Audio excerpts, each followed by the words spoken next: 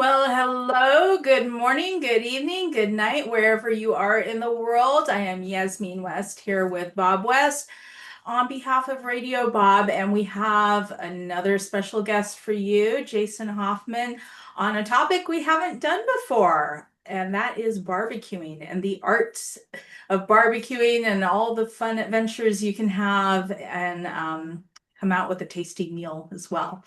So I'm going to let you introduce yourself real quick, Jason, and very happy to have you here tonight. Oh, thank you so much. Yeah, I'm pleased to be here. It was awesome to get invited.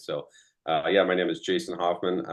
I am a mostly part-time just backyard barbecuer. Have been doing it for almost I've been cooking almost my whole life, but doing real barbecue for about 15 years, and have entered competitions with my really good friend, my best friend, who also kind of has his own entity on social media and doing catering.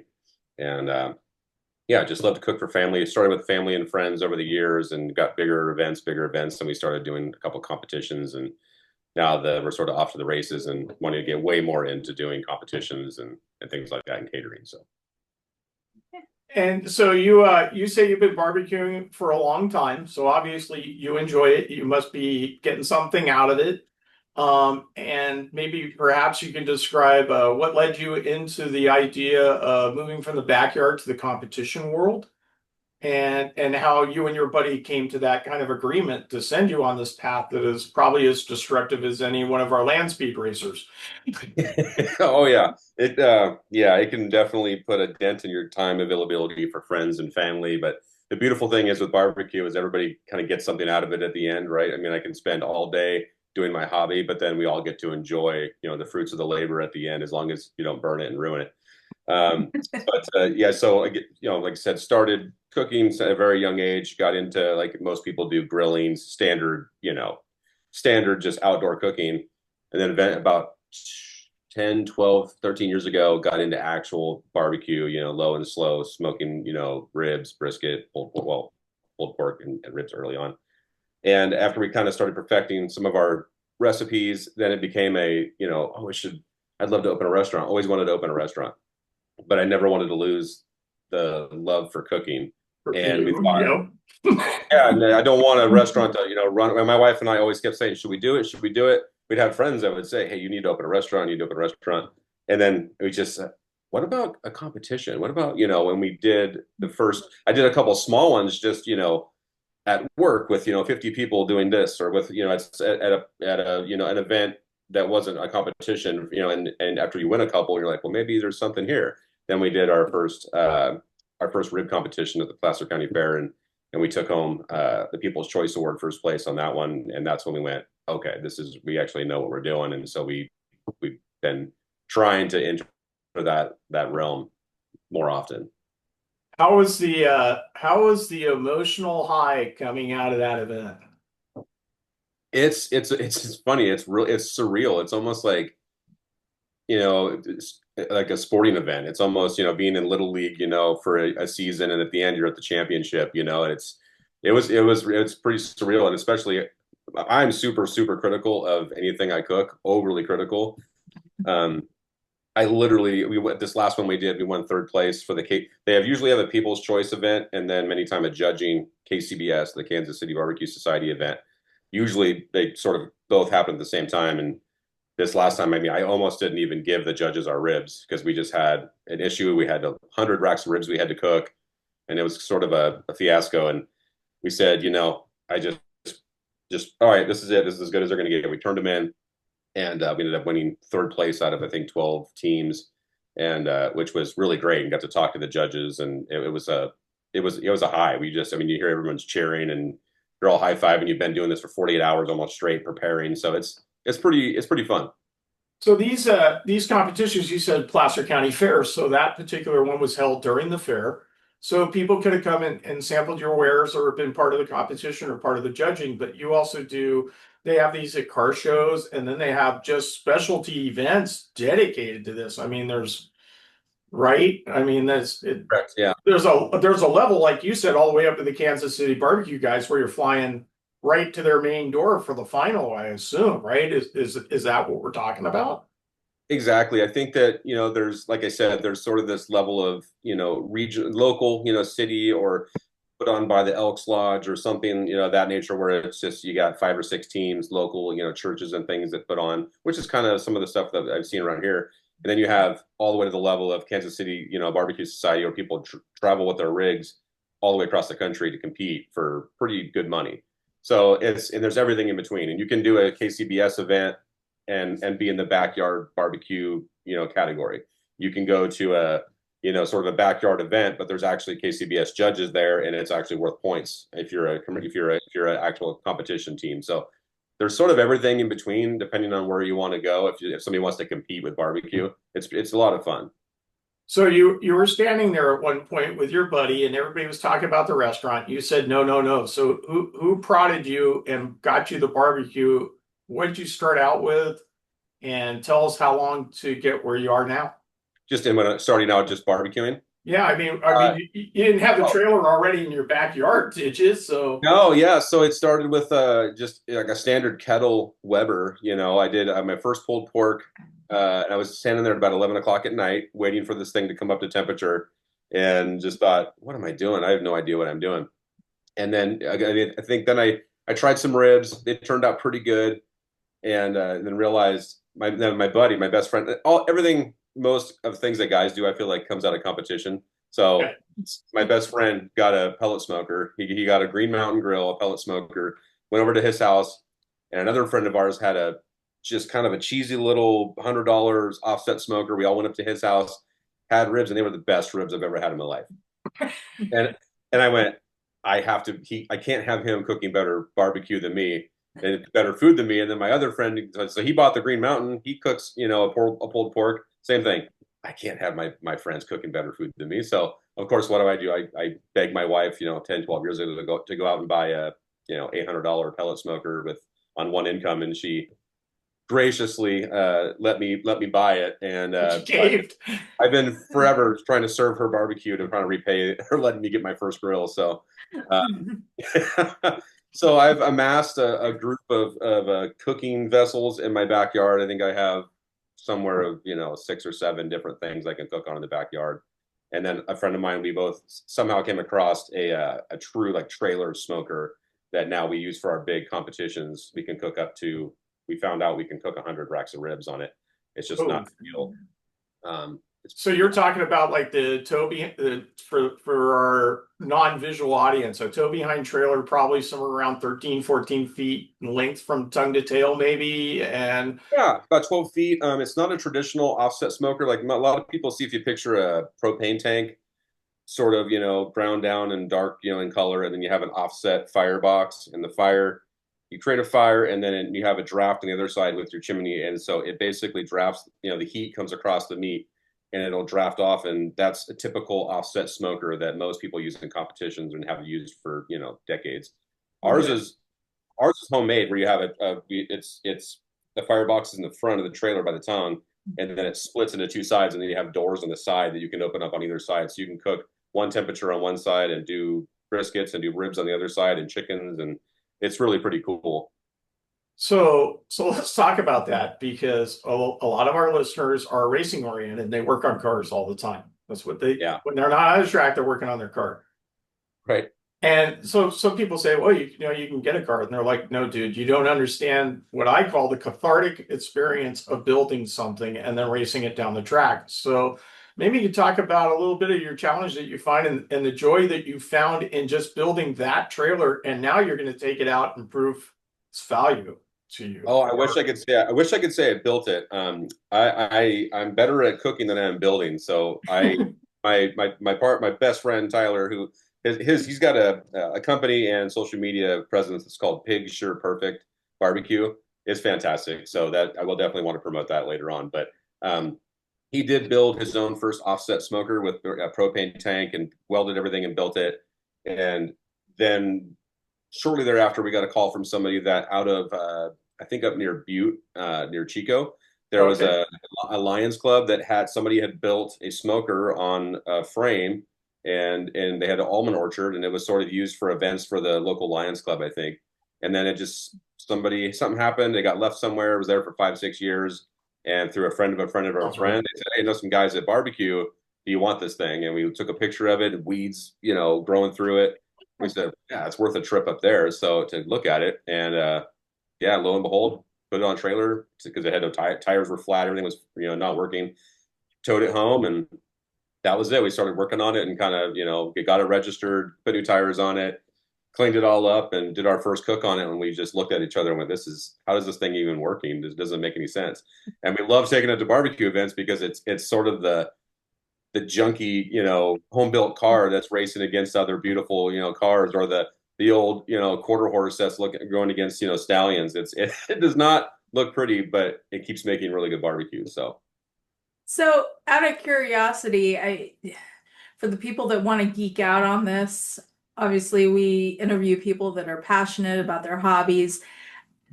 You mentioned your rustic setup, but what do you see out there as far as how obsessive people can get with their rigs and their process and That's a good question. That's a really good question. I see so there is you see homemade, especially at the competition level where you're cooking. It's competitions especially get interesting because most of the time you typically are going to cook at least 30 or 40 racks of ribs, upwards of 100 racks or more. Um, and so some people have, you watch guys and they're doing, a team of 6 or 8 people, and they are doing, everybody's going for like 12, 16, 18 hours, and they're just doing multiple rounds of 6 hour, 4 hour cooks. And they'll have what they call like barrel smokers, and it looks like an oil drum, and it's just vertical. They use charcoal at the bottom, maybe a little bit of wood for smoke, and they'll have 6 of those over, and they're just running through, just all day, all night, and then they put them in ice chests and heaters, and they keep them sort of ready to go. Then you've got guys that have really expensive, $20,000, $30,000 rigs that maybe that's probably not even that expensive. There's way more than that, but whether they're all automated using chips and pellets, and they literally just lay them on conveyors, and the conveyors are moving through heat like an oven, and everything in between. You have the traditional offsets on trailers. You have what we have. Seeing guys with sort of vertical stacks that look like just a big square, and they have fire in the bottom, and they kind of, there's just all kinds. There's all types. You could Google, smokers, and have pictures of things that don't even look like it's a smoker.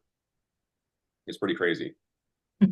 Uh, And Traeger and pellet. Some people show up with 8 of their friend. Everybody brings their Traeger and a generator, and they're all using pellet smokers. So it really can be. It's not so much the smoker. It's the who's using the smoker that makes the difference. Because I've seen people use pretty primitive, basic stuff and win, and then I've seen people with $20,000, $30,000 rigs and get last place. So for the person listening that's looking for something to spark their curiosity or something like this, I mean, obviously there are going to be groups on Facebook, there are going to be local events, they can check calendars and stuff like that. But let's say I'm the first guy in the backyard. Now, I'm a charcoal guy. Yeah. I don't know a propane barbecue, and I don't want to buy one. Now, I've used them. I did the Lions Club thing. I don't know how many tri-tips in a day, 100, 200 sometimes. Yeah. All day long I've done it, but I use charcoal. And we talk about what you can get out of it by barbecuing because you're just hanging out and looking at the outside universe, right? I mean, that's the whole point. The community. Are we talking about the men around the fire community? I mean, are we getting back to nature there at all? Yeah, for sure. I mean, it's what I like the most. Well, there's 2 things I like the most about doing these competitions or just cooking for a lot of people, whether, if it's an event, like we've cooked for 60, 80 people at, a wedding at someone's house and things like that. Or you do these events, at the fair or a specific standalone event. And in the camaraderie that you see between teams and guys and girls, just people going around talking about their rigs, maybe talking about recipes a little bit after it's done, you talk about recipes. And then just the people coming up off the street and asking you about how you cooked things. And this is the best I've ever had, or people kind of roll their eyes and walk away, and how everybody has a different opinion. Everybody has a different palate. But my favorite part about it is the competition side, that you're getting to compete, but it's all in good fun. And the second is how community sort of gets together. You meet new people. You have families rolling with their kids in strollers. You've got couples, young couples, older couples, grandparents. it's everything. It just kind of brings a community together, whether it's at the fair or a standalone event or a wedding. It's just I just something about it, like you said, you get everything dialed in, and you have those an hour of break to just kind of sit back and watch everybody doing their thing and crack a beer. It's a lot of fun. That's pretty cool. All right. Your next question. I You silly girl. So where are you going to be this year? Where's the highlight? Because for us, it's the NHRA drags at Sonoma. Yes, I plugged them. Right. but that's our pinnacle. Well, maybe it isn't. Weakest Speed Bonneville is on the list, but it's not confirmed. So, but we have this top challenge, and then we have these events like Autorama and stuff like that. What are you going to do this year? What did you sign up for? So right now we're definitely doing. There's one in Lincoln, California, 12 Bridges rib cook-off. That's the one we wanted to do it last year. We didn't get a chance to.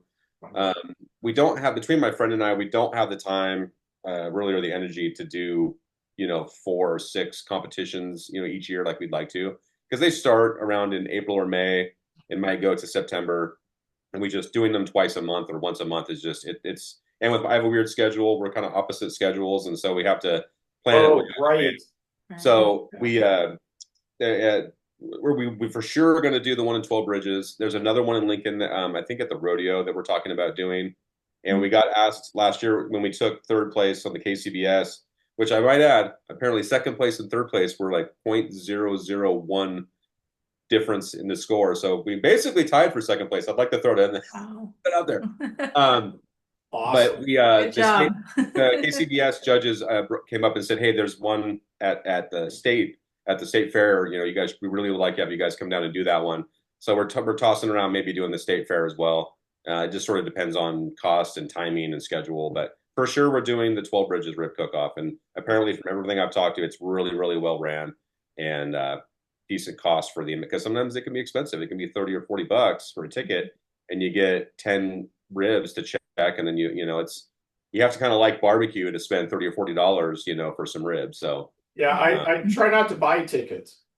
yeah, exactly. Being having a radio program, usually you can get in there with the it's amazing, like the cars or chili cool chili and cars thing or whatever it was in Rockland. She was like, "Oh yeah, I'll give you a ticket, but I won't give you a media pass." And I'm like, "Really?" I do. So I'm just curious. I mean, so I could walk in with my camera anyway and do all that? And she's like, "Well, no." And I'm like going, "Okay, I'm a little bit confused here, but okay." But no, we don't normally buy tickets, but that's cool. So if I go to the competition, not only do I get in, I get to meet people like you, and I get to hang out and drink a little beer, but you're going to feed me. Oh yeah, for sure, absolutely. And most of the time these cook-offs, I'm kind of handing out a secret, but everyone that I've been to or done, it's sort of like a crab feed. There's way too many ribs, and so if you stick around for the end, you're probably going to walk away with a half rack or a rack of ribs easy, at the end. So we tell people, just stick around. There's plenty to give away. Nobody wants to take home 30 racks of ribs. We've been looking at ribs for 2 days straight. We don't want to take home 30 racks of ribs. Oh, okay, yeah. So yeah, it's just a lot of fun, and people can be. It's not that much money for a team. Usually these things are $200, $300, and you have a few people, you all pitch in.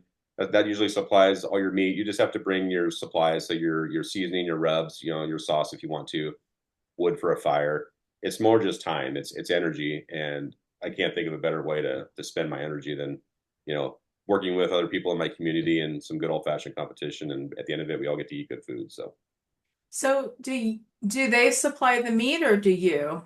If it's KCBS competition stuff, usually those you're doing one-offs of, I'm going to do 8 pulled pork, and then I give you my best presentation. I'm going to do 6 ribs, so I might cook 2 racks of ribs. And those types of events, you bring your own food typically. When they're rib cook-offs, they usually will supply all the ribs, and they'll buy them at wholesale really cheap from Nevada, or they get a supplier to get them from somewhere as cheap as they can with a decent quality, and then they just have hundreds and hundreds of racks.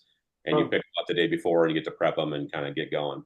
Surprised they don't try to find a meat sponsor. Well, I'm sure that's got to happen occasionally. There's, Yeah, like U.S. Foods or something that has, I'm sure there's, but there's probably somebody chipping in along the way somewhere, because yeah, I can tell you with Lincoln, We don't have any money. Right. Yeah, Right? I know that because I live here. I haven't had a chance to get into the planning of any of these events yet, which maybe one day as I get older, maybe that'll happen. I'll get, involved in one of the, one or two of the competitions on the planning side, or the judging side. I'd actually probably help my competition side if I got into the judging side one day and understand, we're learning more what a judge wants versus what typical people in the public like. Um, Right. you get a lot of people in the public like a slide off the bone. Oh, it slides right off the bone. Well, if you're doing competition, judges typically don't want that. They want a rib that if you were to have a perfect St. Louis style single rib, they want to be able to take a bite, have it go clean through. It's almost like you're taking a bite of a hamburger or a sandwich. They want to look at it and see that bite taken out of it, and everything still holds onto the bone just barely. That's kind of like the ultimate rib. Yeah. A little bit of tug to it. Well, it's interesting that I never really thought about it, but if the what happened to our view? I'm still here. Can you still see us? I can see the pitch, Oh, but there. I can't hear you though. It changed cameras. Oh. Can you go to your video up drag thing here? Yeah. And I'm gonna pause the recording. No, just go right here. Just click that thing that says USB. We'll be right back. Okay, there we are. All right. She never trusts me. I've been building computers and making them work for years, and I still got to go 3 times each. Yeah. I know Microsoft has been glitching this today, so yeah, it's been a very weird day. You had a question. Yeah. So going back to them actually supplying all the meat, I never really considered that, but that would probably even up the playing field for everyone, right? Because it's obviously if people have different quality meats. Exactly. Yeah, it evens the playing field, and it's usually such a large amount of ribs that you're trying to get that, if you had 10 or 12 teams trying to go get 100 racks of ribs, most places aren't stocked for for 3 teams to walk into Costco and try to buy all the ribs up. It's so when they're going to have 1,200 racks of ribs ordered, they just usually, it's easier just to have them supply it. Now, I know everybody in the world has YouTube. So let's say somebody is listening and they're going, oh man, I think I'm going to try barbecuing. I'm going to go out, get myself a barbecue. And so I'm sure you'd probably recommend start small. Maybe not. I don't know. Next thing they're going to do is they got to figure out, okay, charcoal, propane, this one does this one does that. I get that too. Where would you start? What would you, if you had one secret that you could pass to the universe that wouldn't hurt your future competitions to somebody beginning to barbecue, what information would you pass on? I am a fan of focusing on technique first versus how would I say this right? Over the method and how you cook it. So I would say the easiest way that you can cook your food and focus on taste, texture, time, things like that, temperature, and learn how to make the best tasting ribs you can. If that means you're using a pellet smoker, use a pellet smoker for 2 or 3 years or 4 years that you can buy either used or buy one for $400 at Home Depot.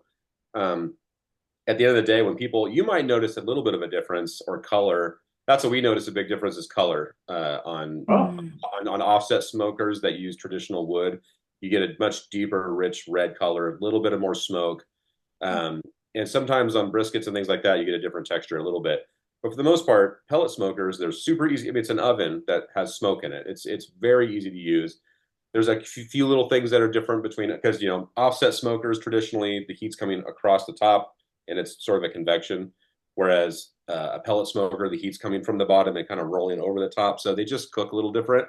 But you can put ribs in there for 3 hours, 5 hours, 6 hours, whatever you want to do and not think about it. Whereas an offset smoker or like a stick burner, they call it, you have to sit there and manage your fire and keep that smoke as clean as possible for 6 or 8 or 12, 15 hours. So that's dedication.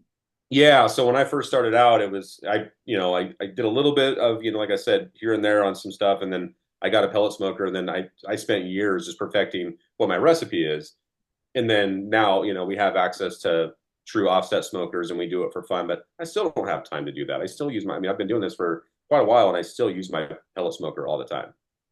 So in our previous meetings and discussions, I learned that you barbecue early on, and I've always been like you, a barbecuer of some kind, or had to feed the Sea Scouts or the Lions or do the pancake breakfast or whatever it was. But when it came to barbecuing around my house, especially football season, I would get the charcoal going. I get that sucker going, oh, nice and hot. I'd throw the tri-tip on there and I'd let it sear just enough to get it off of there again and go running inside. And then I went and met you.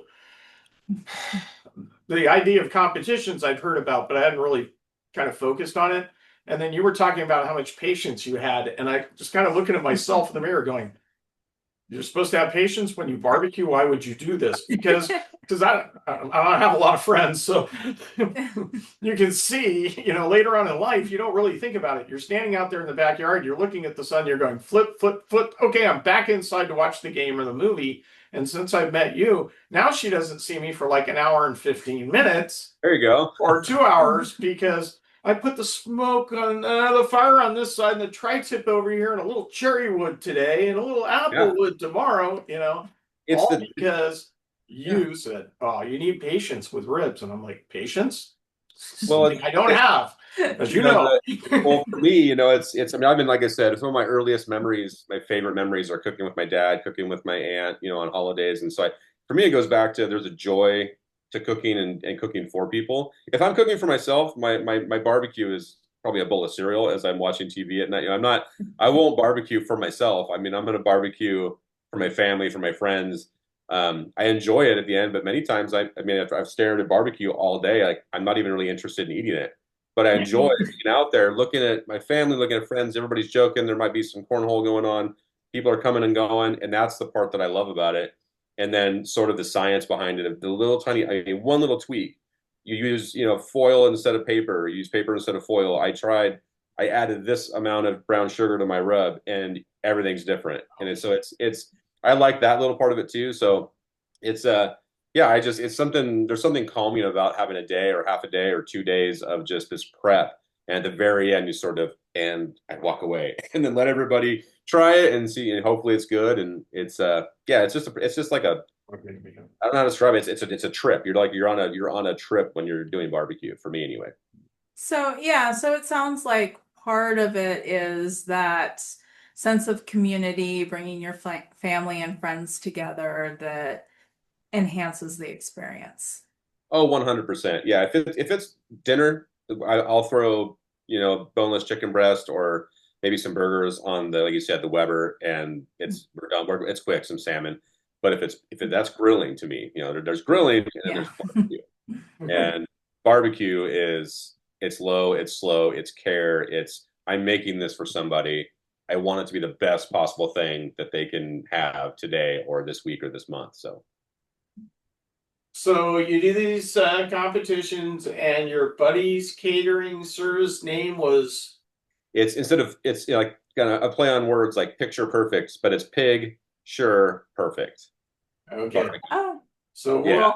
we'll have to write that down somewhere. Yeah, I'll send you all the social media information and some pictures. Yeah, that'd be great.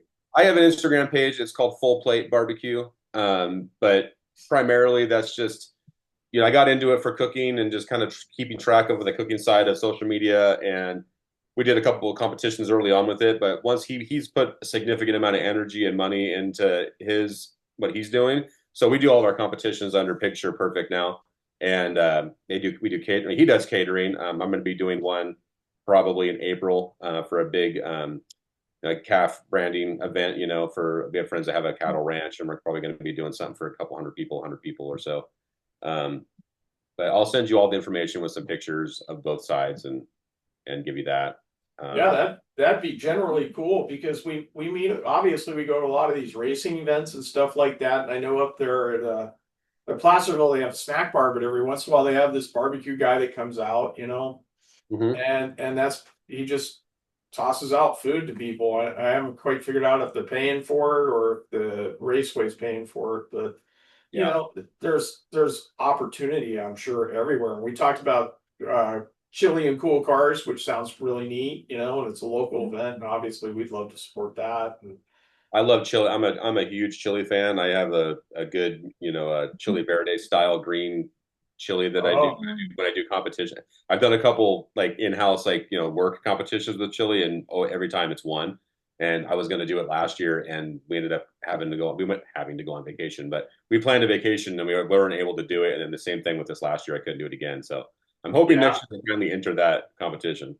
I love cooking chili for the guys at the job that I have as well. And I think the one complaint I have is, man, I made it too hot the last time. Too spicy. So a lot of people were a little bummed, but I learned some about that to drift back in time. So, like you, I was doing a competition. It was a spaghetti deal that we would do at Lost Isles at the end of the summer Sea Scouts, and I was usually in charge of the galley. And so for like 7 years, I wanted to get the pot. Now the trophy was the spaghetti pot that was Nice. huge, right? And it was beat to junk because it's been around since the 1940s. It came from the Navy. It said Navy on the bottom of it, and it was a pride and joy thing. And I just man, no matter what I did with my spaghetti, and my dad was a chef, and I lived in a restaurant. I consider myself a reasonably good cook. I would never win this thing, and I couldn't figure it out. My brother's wife said, "Oh, I can guarantee you a win." And I said, "What are you talking about?" And she goes, "You just make your spaghetti, and it'll win." And I said, "Okay." She put red pepper in my spaghetti when she took it to the judges, and she brought 3 bottles of wine with her. We took that pot home. Yeah, there you go. We didn't have anywhere to store it on the boat, so we had to pretty much leave it in the engine room most of the time because it was too big to fit in the galley anywhere except on the stove. But it always blew my mind that here I was busting my ass. I have learned that with trophies. It's you start getting a couple trophies, it's like, where am I going to put this thing? So yeah, we have the same issue. My buddy has where all his barbecues are at a nice big high roofed outdoor kitchen area, and so we keep them all out there because I can't store these 3 foot tall trophies. Well, Yeah, that's pretty cool. yeah, it's yeah. We're going to be doing a little bit of recon this year. I think in December we're going to New Orleans and then Austin. So we're going to be hitting some of the barbecue mecca places in Austin. If people like to travel and they like barbecue, and they want to try new foods and new ways of doing food, Austin is by far, from what I understand, at least from my decade plus years of being really nerdy about barbecue, it is the place to be. And my friend has been there, I think, 3 times, and he said it's this next, then another level. Like, yeah, You said New Orleans, New Orleans proper, like we're going to be in New Orleans, down the heart of New Orleans for 3 or 4 days, and then we're going to drive over or fly over to Austin for another 3 or 4 days. okay. So, do you like jazz? I like types of jazz. I won't say I like all jazz. Acid jazz I can't get into. It's not. It won't I be like a lot acid. of I love like jazz fusion, funk type jazz. That's where I live. Okay, so I call her my cousin, and you'll see that she's definitely not my cousin. But she's married to one of my family members. Her name is Charlene Neville. Hmm. It's the Neville brother family. Oh, And wow, okay. she runs the Steamboat Lounge. And I can get you this information again. And Yeah, she's still singing there. And she is considered the Queen of New Orleans when it comes to New Orleans style jazz. And I can guarantee you that we can get you in there. I am all It's in. like it's like 65 to 80 people, and then my real cousin plays piano and accordion for her, and he was a classical piano player, and they met on the corner in New Orleans one time, and she said, "Why are you here?" And he goes, "Apparently to work for you," and it started a 31-year relationship. Oh, that's amazing. I And love so that. yeah, so we'll get you set up with that. I love New Orleans. I really do. I Well, could live there. It's expensive. aside from being a huge fan of cooking and barbecue, I'm also try to be a musician, so I can appreciate good music. So Cool. Okay. Cool. Yeah, you'll like her stuff. She's awesome. she's awesome. So we'll That's see great. about getting you into there. Oh God, and there's a great museum there too if you're into World War II history. Absolutely. Yeah. I mean, yeah, The National Museum of the Pacific and PT 305, the last operational PT boat on the planet, is in New Orleans. oh yeah, I'll definitely try to put that on the calendar and make sure we get there. Yeah, We, and I we try to always go to at least one museum anytime we go on a trip somewhere. oh yeah, it was It was awesome. And I'm lucky because I've actually driven a few PT boats in my life, to be able to get a private tour of the boat before they put it back in the water after 13 years of restoration. So Oh, wow. yeah, it's a wonderful museum, and they're really nice people, and it's very clean, it's very safe, and it's within walking distance of everything. That's So, awesome. yeah, That's and so Steamboat, if you're willing to walk to the edge of the French Quarter, because she's on the last street east of the French Quarter. So Yeah, next time I see you, I'll get that information so I can put it in our yeah, trip plan for sure. no, yeah, we'd love to set you up for that. So we've plugged enough of everybody else. Let's see. Who else do we need to plug for you? Where I mean, that's pretty big. I mean, in terms of like, I mean, I don't, like I said, I don't, do this professionally. My friend is, getting into it. We talk about as we get in closer to retirement, maybe we do, a part-time true working as a catering and, competitions when we have more time in our life. Right now, it's for fun. It's for the love of doing it. But yeah, it's Full Plate Barbecue on Instagram, Pig Sure Perfect as well on Instagram. And if there's one thing I could say, for people that if they want, you were talking about what can they do if they're entry level, what do they want to look at? YouTube is obviously for almost anything you do is a fantastic resource. It's how I got started. Actually, there's a series of videos from Aaron Franklin. He has a restaurant in Austin, Franklin Barbecue, and he's in the industry nicknamed, Barbecue Jesus. That he kind of took Texas style barbecue and brought it to the masses through. I think it was through PBS. He did a series of videos, and he cooked a pork shoulder, he cooks a brisket, he cooks St. Louis style ribs, maybe one other thing, maybe some sausage. He shows you how to make sausage, and that was sort of the beginning of in the YouTube era. Like everybody goes, "This is amazing," and then people start, you kind of step by step at home. Here's how you can make the same barbecue that we make in Austin, and then now it's just there's thousands of barbecue videos on YouTube. Some of them are really great, well produced, and a lot of good information. Some are not. But if I had to pick somebody in the right to say, hey, if you want to start with Aaron Franklin's series on how to cook. It's like Aaron cooks this, Franklin cooks this, and they're just fantastic, really well done. So I'm going to allude to something else here really quick because you took a trip recently off of our continent to Europe. Mm-hmm. And I think that there'll probably be some interesting conversations on that. But just in general, did you find yourself eating the food, enjoying the food, or judging the food? Oh, I had been wanting to eat food in Europe since I was a little kid, and my dad spent time in Germany before he went to Vietnam. And all the stories I heard was just how good the food is and how good the beer is. So I was very excited, even though we spent most of our time in Switzerland and Amsterdam and Bruges in Belgium. We only had a little tiny bit in Germany. We're going to go back, I think, in a couple of years. But the food everywhere we went was fantastic.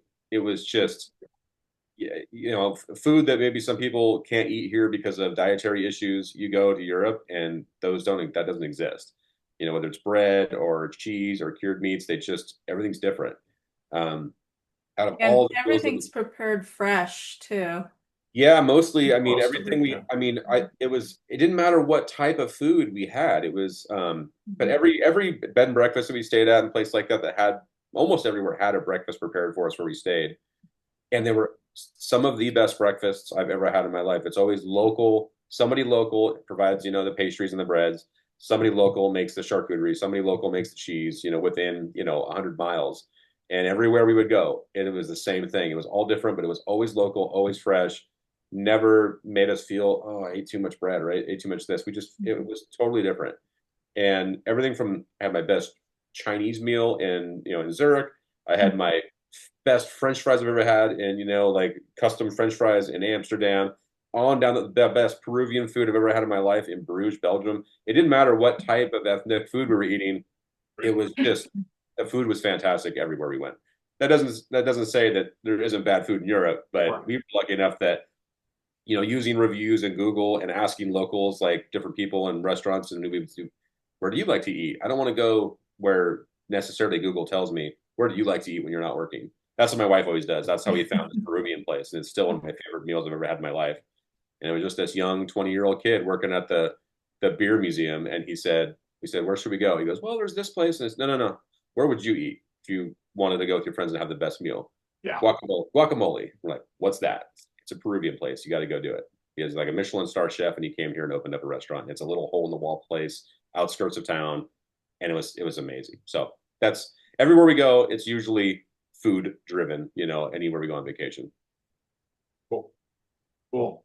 Well, we really appreciate the time you gave us this evening, and we hope that you and the kiddos and the family will have a great time. And we're gonna probably tap on you for something else maybe next year. Who knows? But we'll definitely be in touch, and we'll put some stuff on the website for you. And if you want us to help you find something to do, we're more than willing to cough you up and rat you out. So Oh, I appreciate it. just And let me know. come see us and get some video and interviews over at the 12 Bridges Rib Cook-Off this year. Okay, and what day is that? You know, I can give you that information. I could Google it as I'm Okay. here, but I don't know the exact date, but I believe it's in September. It's either late Okay. August or early September. I think it's in early September. All right. Okay. Perfect. Perfect. All Yeah. right. Yeah, we'll definitely be in touch about that. All right. Sounds All good. right. I really appreciate you guys having me on. Yeah, All right. thank you so much, Absolutely. Jason. Thank All you. right. See you later. See ya.